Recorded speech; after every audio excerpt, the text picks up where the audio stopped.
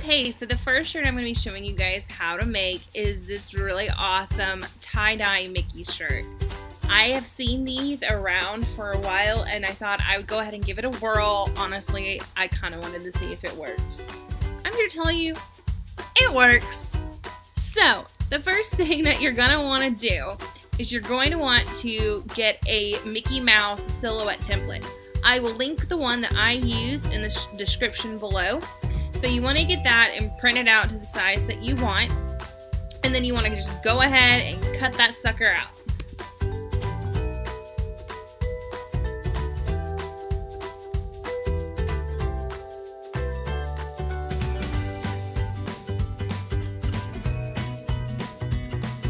Once you have your silhouette cut out, you want to go ahead and put it wherever you want it to go on the shirt. I picked in the center, about where you see most t-shirts laid out. However, you can do it in a bottom corner, a top corner, on the front, on the back. It really doesn't matter. It's completely up to your creative license, but you're going to want to go ahead and trace that out onto your shirt.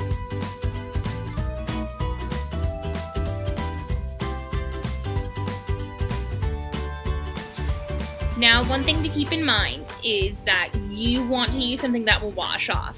I didn't have anything, so I went ahead and just used a pink Sharpie. However, I used pink tie-dye, so you really can't tell the difference. And it was kind of nice to have the little outline. I did actually end up liking it, but just something to keep in mind.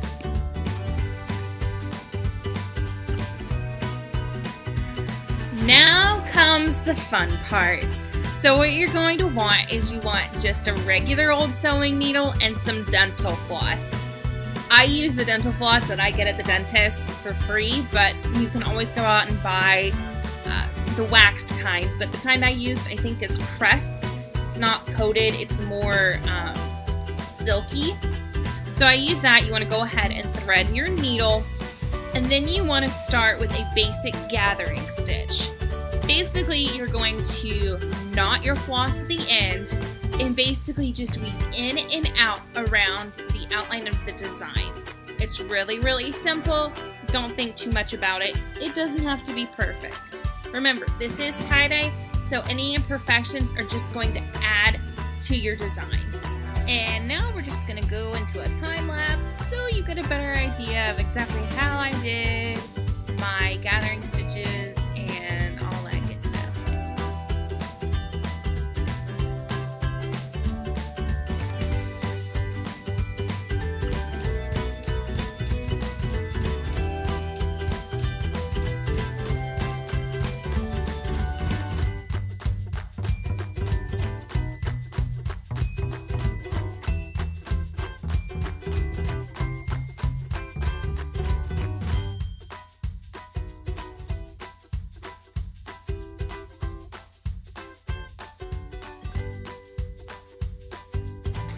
So once you've finished all your gathering stitches, go ahead and pull both of those threads really, really tight. Tie it up in a knot. You can add a rubber band if you want. I didn't, but that's again just a preference. Once you have completed that, you want to go ahead and just twist your shirt if you're going to be doing it in a swirling pattern like I did, or any other way that you see that you want to do. You could do just the circles if you wanted to, or any other tie-dye methods that you know.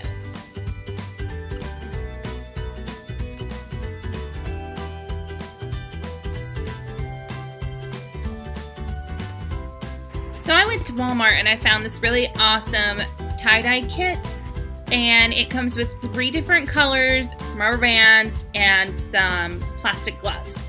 All the things you need to tie-dye. So you want to go ahead and rubber band your sections together, and you want to go ahead and move outside. Make sure that if you are doing it inside, you do have a parent's permission. This can get really, really messy.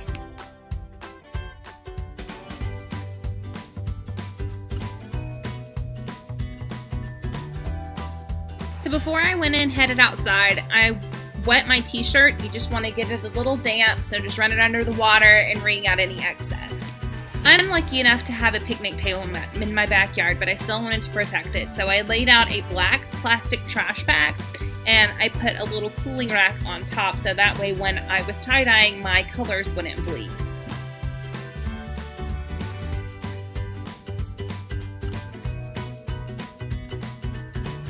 So you just want to follow the directions and fill up your little bottles with water. Shake it up to get all of the powder combined with the water. And then you just kind of want to go to town tie-dyeing however you want. I did every other or every third. So I had 2 light pinks, 2 dark pinks, and 2 purples. And then I just kind of mishmashed it all together to be in the center of the Mickey head.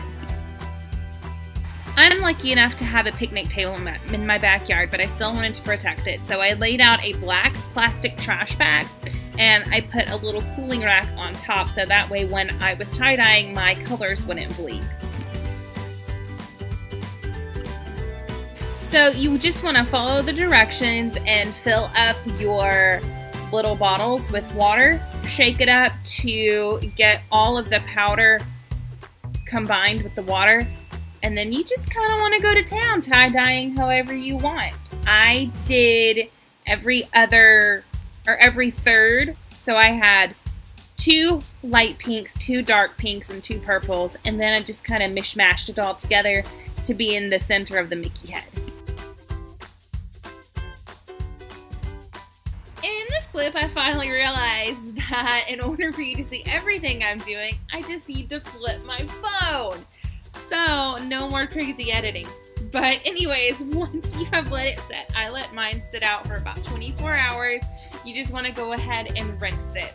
You'll know that you're done rinsing it when the water runs clean. And once it runs clean, it's really easy. You just start unraveling it, taking off all the rubber bands, and then clip the floss. Be careful to only cut the floss and not your shirt. Very, very important. But yeah, then that's it. That's all you do. And then you can just toss that sucker in the dryer and you've got a really super cool Mickey tie-dye shirt.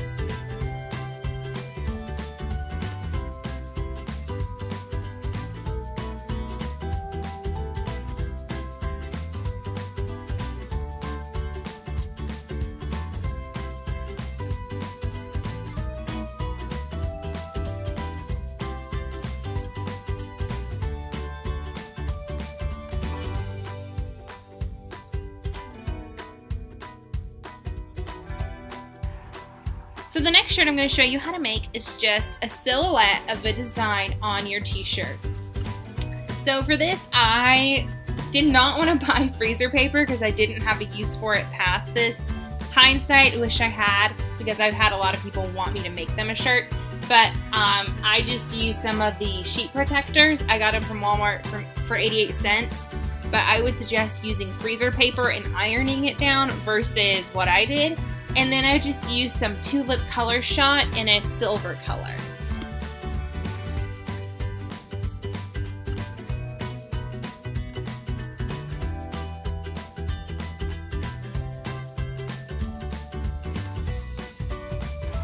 So what I did first was I cut out my outline. Now, I wasn't having success actually tracing it onto the sheet protector, so I just ended up using an X-Acto knife to cut it with the printer sheet underneath the sheet protector. If you were going to be using freezer paper, you'd probably have an easier time actually tracing it, but the Sharpie just was not wanting to work. So again, I just recommend using freezer paper.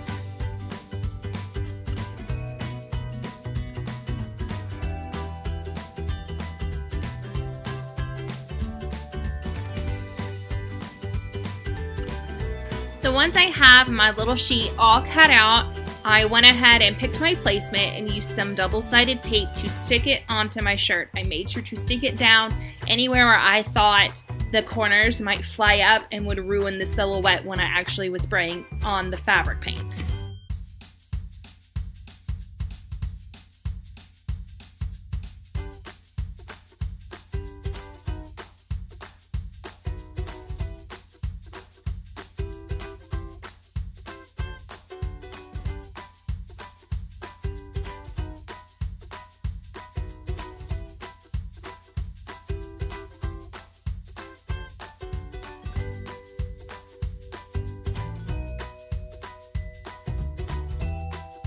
So once I was outside, I took my Color Shot spray and I just went to town and covered the shirt until I was happy.